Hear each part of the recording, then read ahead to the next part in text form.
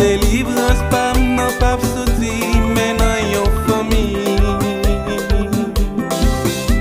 Délivrance pas la pap soti, men nan yon sami. Délivrance pas nan pap soti, men nan yon travail. Délivrance pas nan soti, nan bon Dieu vivant. Délivrance pas nan pap soti, men nan yon matante. Non, non, non, non, non, non. Délivrance pas la pap soti, men nan yon tonton. Délivrance par la pap soti, men nan yon pays.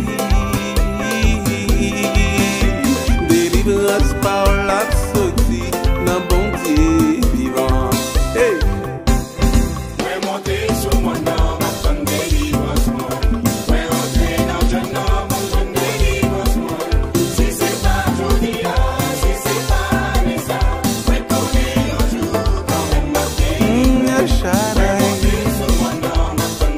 Sauvé par mon nom, Jésus.